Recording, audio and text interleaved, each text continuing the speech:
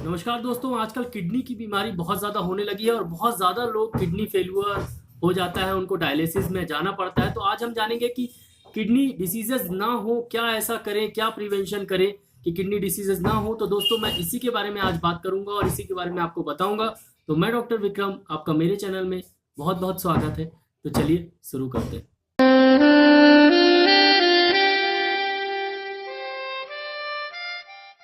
तो दोस्तों, हर 4 में से एक भारतीय आजकल कहीं न कहीं किडनी डिसीज़ से ग्रसित है। किडनी बीमारी उसको है, कहीं न कहीं थोड़ी भी बड़ी या छोटी, कहीं न कहीं वो ग्रसित है। और ये प्रॉब्लम इस समय बहुत ज़्यादा बढ़ गई है क्योंकि हमारे जो खाते हैं और जो पानी पीते हैं, उसमें कहीं न कहीं कुछ ऐसे पदार्थ हैं जिससे हमें किडनी की प्रॉब्लम हो जाती है दोस्तों। और किडनी की प्रॉब्लम एक ऐसी प्रॉब्लम है जो आपको शुरुआत में नहीं पता चल पाती। जब आपकी शुरुआत में थोड़ी-मोड़ी किडनी हल्की-मोड़ी डिस्टर्ब रहती है या हल्का इन्फेक्शन होता है या कुछ ऐसी प्रॉब्लम होती है, तो शुरुआत में हम कभी नहीं जान पाते कि हमें किडनी की प्रॉब्लम है।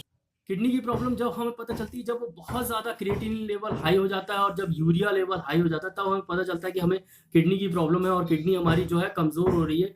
और किडनी का वर्क क्या है दोस्तों, तो हमारे शरीर में जितने भी खराब पदार्थ हैं जैसे यूरिया, क्रिएटिनिन और जैसे आपका सोडियम वगैरह, तो उनको मेंटेन करना बॉडी में और उनको अच्छी तरीके से छानना, जो ज़्यादा हो गए हैं उसको पूरी तरीके से छान देना और जो नॉर्मल जितना रहना चाहिए लेवल उतना उसको मेंटेन करना। तो किडनी का 2 फंक्शन होता है। नॉर्मली हम जानते हैं कि सिर्फ छानती है, छानती बस नहीं है, ये सोडियम, पोटेशियम ये सब लेवल को मेंटेन भी करती है और साथ में वो जो ज़्यादा होता है उसको वो बाहर निकाल देती है।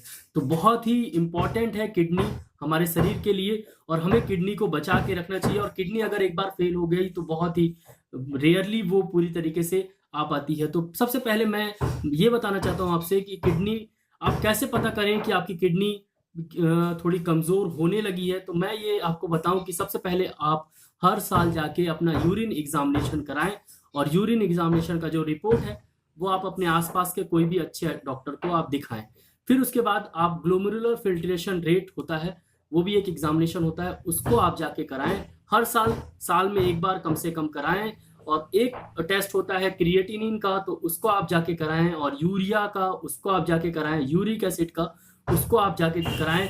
और एक टेस्ट होता है प्रोटीन एल्बुमिन और क्रिएटिनिन का रेशियो, तो उसको भी आप जाके कराएँ। तो ये टेस्ट जो हैं वो आप जाके लेबोरेटरी से करा लें या डॉक्टर से आप लिखवा के उनको एक बार दिखा लें साल भर में। तो इससे आप क्या होगा कि आपको जैसे हल्का किडनी की प्रॉब्लम होगी तो आपको पता चल जाएगी और उसी समय आपकी मेडिसिन चालू हो जाएँगी, तो आपको फिर आगे बढ़ेगा नहीं, वहीं से वो ठीक हो जाएगा। तो ये सबसे पहला प्रिवेंशन आपको करना है कि कभी भी हर साल में 1 साल में 1 बार आप पूरे किडनी के टेस्ट कराएँ। केएफटी नाम से आता है, किडनी फंक्शन टेस्ट, उसको करा लें। साथ में आप यूरिन एग्ज़ामिनेशन करा लें। 2 टेस्ट तो मस्ट करा लें। बाकी आप चाहें तो आप क्रिएटिनिन और एल्बुमिन का भी रेशियो भी चेक करा सकते हैं। और एक टेस्ट होता है, आप अपना कोलेस्ट्रॉल लेवल ज़रूर चेक कराएँ हर 3 महीने में। तो कोलेस्ट्रॉल लेवल लिपिड प्रोफाइल ज़रूर चेक कराएँ, उसमें कोलेस्ट्रॉल लेवल भी आ जाएगा, ट्राइग्लिसराइड भी आ जाएगा, एलडीएल, वीडीएल भी सब कुछ आ जाएगा। तो ये लेवल ज़रूर चेक कराएँ अपना। और एक चीज़ और चेक कराएँ, डायबिटीज़, शुगर लेवल हर महीने आप चेक कराएँ। आजकल तो मशीनें आ गई हैं, थोड़ा-सा खून लगता है और उसको हर महीने चेक कराएँ। आप फास्टिंग भी कराएँ और रैंडम भी कराएँ। तो इतना अगर आप चेक कराते रहेंगे और बीपी खुद करते रहें, बीपी की मशीन ले लें या बीपी डॉक्टर के पास कभी भी किसी भी सर्दी खांसी के लिए भी जाएँ तो आप डॉक्टर से ज़रूर बोलें कि डॉक्टर साहब बीपी नाप दीजिए, तो वो बीपी नाप देंगे। तो बीपी आपका सही होना चाहिए। सबसे पहला रिस्क फैक्टर मैं आपको बता देता हूँ कि किडनी क्यों फेल होती है। बीपी अगर बढ़े तो किडनी फेल होने के चांसेस बढ़ जाते हैं। दूसरा है रिस्क फैक्टर डायबिटीज़। अगर आपको शुगर लेवल ज़्यादा बढ़े या बढ़ता-घटता रहे तो किडनी फेल्यूर होने के चांसेस बढ़ जाते हैं। तीसरा है एज फैक्टर, 60 ईयर्स से ऊपर अगर आपको प्रॉब्लम है तो किडनी फेल्यूर होने के चांसेस बढ़ जाते हैं। चौथा है कि अगर आपको जेनेटिक प्रॉब्लम है, आपके मम्मी-पापा को अगर किडनी फेल्यूर है तो आपको किडनी के चांसेस, फेल्यूर के चांसेस बढ़ जाते हैं, आप किडनी डिसीज़ के भी चांसेस बढ़ जाते हैं। तो ये हैं रिस्क फैक्टर। तो ये रिस्क फैक्टर से बचें आप। और अगर जेनेटिक है तो आप प्रोटीन थोड़ा कम खाएँ। तो ये चीज़ आपको करनी है सबसे पहले। और दोस्तों, दूसरी चीज़ है कि हमें अपने आप से पूछना है कि हमारी लाइफ़स्टाइल कैसी है। मतलब अपने आप देखना है, ध्यान देना है कि हम जल्दी कितने घंटे सोते हैं, 6 घंटे सोते हैं कि 8 घंटे सोते हैं। नॉर्मली 7 से 8 घंटा सोना चाहिए। इतना अगर आप सोते हैं तो आपकी स्लीप सही तरीके से हो रही है। लेट नाइट नहीं सोना चाहिए, मतलब 2 बजे, 2:30 बजे, 3 बजे नहीं सोना चाहिए। 11 बजे के अंदर अंदर, 11, 9, 10, 11 के बीच में अगर आप सो लें, अगर आपको ऐसा यानी जॉब नहीं हो तो बिल्कुल आप सोइए, उसी समय पे सोइए, कोई भी दिक्कत नहीं होगी। उससे क्या है कि आपकी किडनी की हेल्थ जो है वो मेंटेन रहेगी। तीसरी चीज़ है कि अगर आप बहुत ज़्यादा बैठे रहने का काम करते हैं, फॉर एग्जांपल मैं तो सुबेरे सुबेरे टहलना ज़रूरी है, या टहलिए या कुछ ऐसा वर्क करिए जिससे आप कम से कम 3 से 4 किलोमीटर तक टहलें। तो एक वर्क आपको फिजिकल एक्सरसाइज बहुत ज़रूरी है। और सबसे इम्पॉर्टेंट चीज़ है कि अपने आप से पूछना है कि आप तम्बाकू खाते हैं कि नहीं। अगर आप तम्बाकू खाते हैं तो बिल्कुल बंद कर दीजिए। दूसरी चीज़ पूछना है कि आप स्मोकिंग करते हैं कि नहीं, तो अगर स्मोकिंग करते हैं तो बिल्कुल बंद कर दीजिए। तीसरी चीज़ है कि आप अल्कोहल पीते हैं कि नहीं, तो अल्कोहल अगर आप बहुत ज़्यादा पीते हैं तो बिल्कुल बंद कर दीजिए। और थोड़ा मोड़ा भी पीते हैं तो अगर आपको किडनी की अपने थोड़ा सा लग रहा है कि किडनी सही रहे तो अल्कोहल पीना बिल्कुल बंद कर दीजिए।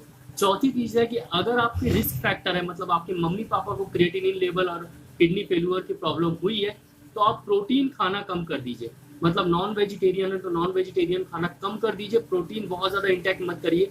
प्रोटीन अगर खाएंगे तो आपका यूरिया और क्रिएटिनिन और यूरिक एसिड लेवल बढ़ेगा और किडनी को ज़्यादा मेहनत करनी पड़ेगी उसको निकालने के लिए। तो अगर जेनेटिकली आपकी किडनी थोड़ी सी कमज़ोर है तो आप बिल्कुल भी प्रोटीन ज़्यादा ना खाएं, नॉनवेज वगैरह ना खाएं, नॉर्मल डाइट वेजिटेरियन डाइट लें। और वेजिटेरियन में आप मिनरल्स ज़्यादा लें, आप क्या कहते हैं विटामिन ज़्यादा लें, कार्बोहाइड्रेट ज़्यादा लें, ये सब ज़्यादा लें, प्रोटीन ज़्यादा ना खाएं जिसके कारण आपको किडनी को आपको ज़्यादा छानना पड़े। तो ये चीज़ आप ध्यान रखें। और एक चीज़ है कि आप फूड सप्लीमेंट, विटामिन मिनरल्स अगर ऊपर से ले रहे हैं, प्रोटीन के पाउडर खा रहे हैं या किसी भी तरह का, आज मल्टीविटामिन नाम से बहुत सारी गोलियां मार्केट में आती हैं, तो एक्सेसिव फूड सप्लीमेंट बिल्कुल नहीं खाना चाहिए बिना डॉक्टर के रिकमेंडेशन के। और ऐसा कभी कभी होता है कि डॉक्टर आजकल नॉर्मली बहुत ज़्यादा फूड सप्लीमेंट रिकमेंड करते हैं क्योंकि वो महंगी होती है, तो इसलिए उसको बिल्कुल भी फूड सप्लीमेंट अगर आपके शरीर में किसी भी तरह के, फॉर एग्जाम्पल अगर आपको कैल्शियम किसी डॉक्टर ने लिखा है तो प्लीज़ पहले कैल्शियम चेक करा लें। अगर आपका कैल्शियम लेवल कम हो तभी वो दवा खाएं कैल्शियम की। अगर आपका कैल्शियम लेवल ठीक है तो अननेसेसरी आपको calcium, vitamin D3, vitamin BA, B1, कुछ भी किसी भी तरह का विटामिन, किसी भी तरह का फैट, किसी भी तरह का फैटी एसिड वगैरह आजकल बहुत ज़्यादा आता है, ओमेगा 3, ये सब चीज़ें एक्स्ट्रा नहीं खाना चाहिए। क्योंकि एक्स्ट्रा अगर आप शरीर में लेंगे, आपके शरीर में नॉर्मल है, शरीर उसको बाहर ही निकालेगा। आप जो भी विटामिन खा रहे हैं, आप किसी भी तरह का विटामिन खा रहे हैं, आप क्या कर रहे हैं कि उसको किडनी को आप ज़्यादा फोर्स कर रहे हैं कि वो विटामिन को निकालने के लिए और ज़्यादा उसको मेहनत करनी पड़ती है। तो अगर आप विटामिन खाएं तो पहले आप अपने बॉडी में चेक कराएं कि वो विटामिन की एक्चुअल में आपकी ज़रूरत है कि नहीं। अगर ज़रूरत है तो बिल्कुल खाएं क्योंकि वो एब्जॉर्ब हो जाएगा। अगर ज़रूरत नहीं है बॉडी में तो बिल्कुल आप प्रोटीन, विटामिन वगैरह बिल्कुल ना खाएं।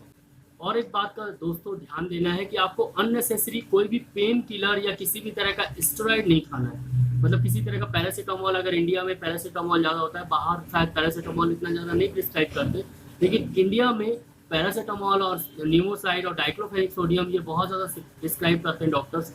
तो अननेसेसरी, मतलब आपको अगर दर्द नहीं है या हल्का फुल्का दर्द है उसके लिए आप पेन किलर डेली एक पैरासीटामोल या सूमो या कुछ भी हरी वाली पत्ती, लाल वाली पत्ती, इस टाइप की कुछ चीज़ अगर आप खा रहे हैं तो वो आपकी किडनी में इफेक्ट कहीं ना कहीं कर रही है। और मैंने बहुत सारा देखा है, यहाँ क्या है कि यहाँ पर गवर्नमेंट 3 हॉस्पिटल है गवर्नमेंट के, और गवर्नमेंट हॉस्पिटल में कई डॉक्टर्स जो होते हैं वो अननेसेसरी लिख देते हैं कि हाँ भाई खाते रहो खाते रहो।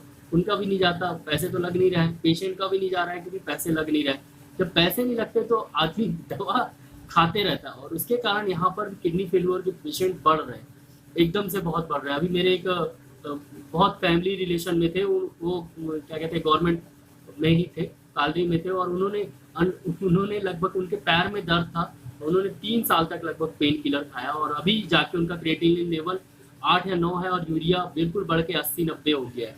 तो ये चीज़ें आपको बिल्कुल नहीं करना। अगर आप मेरे व्यूअर हैं तो आप बिल्कुल भी पेन किलर वगैरह ना खाएं। अगर आपको इतना ज़्यादा दर्द हो रहा है तो आयुर्वेदिक मेडिसिन, होम्योपैथिक मेडिसिन, ये सब आप ले सकते हैं। इसमें कोई भी तरह का पेन किलर नहीं होता, ये आपके अंदर जाके वो चीज़ों को ठीक करती है। तो ठीक कर देगी तो आपका पेन ठीक हो जाएगा। क्या होता है, इतना दर्द होता है कि हम पेन किलर खाते रहते, फिर आदत हो जाती है दिन में 1 बार 2 बार 3 बार पेन किलर खाने की, फिर वो ऐसी आदत हो जाती है कि हमको याद भी नहीं रहता, हम दवा खाते रहते हैं। तो ये चीज़ प्रॉब्लम होती है। पेन किलर आप बिल्कुल नहीं खाइए। बस इतना ही सही है और ज़्यादा आपको कोई ज़्यादा ध्यान देने की ज़रूरत नहीं। जितना मैंने बताया उतना अगर आप ध्यान देंगे तो आपकी किडनी जो है वो बिल्कुल अच्छी रहेगी हमेशा के लिए। और शुगर बीपी लेवल हमेशा चेक कराते रहें और अननेसेसरी कोई भी दवा नहीं खाएं।